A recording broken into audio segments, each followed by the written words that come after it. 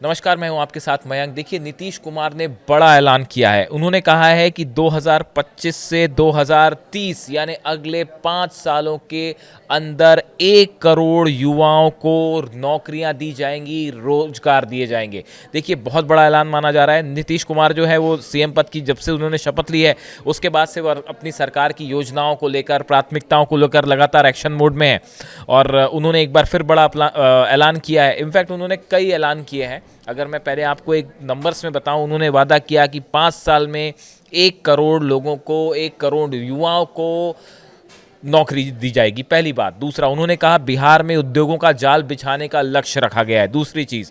तीसरा, बिहार में new age economy के निर्माण का लक्ष्य रखा गया है, तीसरी बड़ी बात। चौथी, बिहार को एक वैश्विक बैकएंड हब बनाएंगे, बिहार को एक वैश्विक बैकएंड हब बनाया जाएगा। चौथा बड़ा ऐलान था, बिहार में नई चीनी मिलों की स्थापना की जाएगी। पांचवा ऐलान, पुरानी बंद चीनी मिलों को फिर से शुरू किया जाएगा और आर्टिफिशियल इंटेलिजेंस मिशन की स्थापना होगी। ऐसे 7-8 बड़े ऐलान आज किए गए। देखिए, सरकार की पहली कैबिनेट के बाद नीतीश कुमार ने सोशल मीडिया पोस्ट शेयर कर कहा कि 7 निश्चय 2 के तहत वर्ष 2020 से 25 के बीच 50 लाख युवाओं को सरकारी नौकरी और रोजगार दिया गया था और अगले 5 सालों में यानी 2025 से 30 में 1 करोड़ युवाओं को नौकरी और रोजगार देने का लक्ष्य तय किया गया है।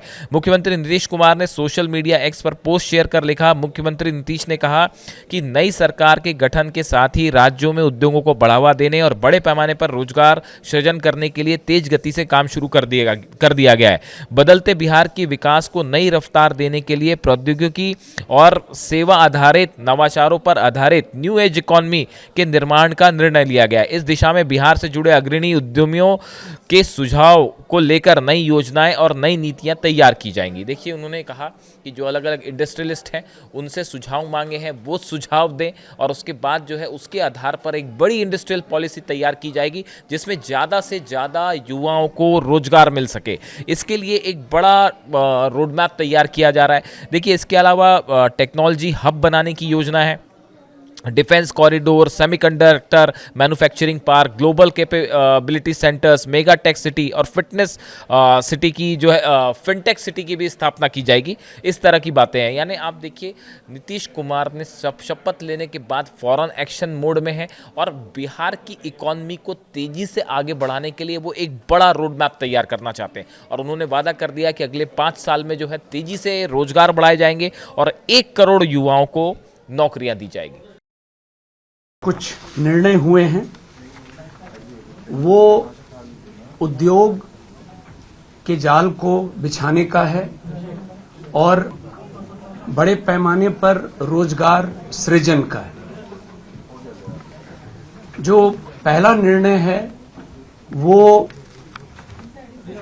पूरे पूर्वी भारत का, इस राज्य को न्यू टेक हब के रूप में विकसित करना है और इस उद्देश्य से defence corridor, semiconductor park, global capability centres, mega tech city, fintech city,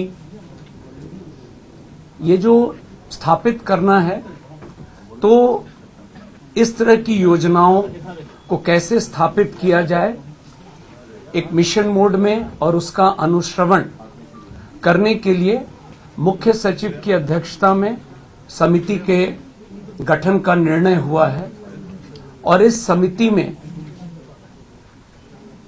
राज्य, देश के स्तर पर और अंतर्राष्ट्रीय स्तर पर वैसे परामर्शी, वैसे लोग जो इन क्षेत्रों में काम बहुत अच्छा किए हैं, उनको भी समिति का सदस्य बनाया जाएगा और एक निश्चित समय सीमा अंतर्गत 6 माह के अंदर में यह रिपोर्ट प्राप्त करके और फिर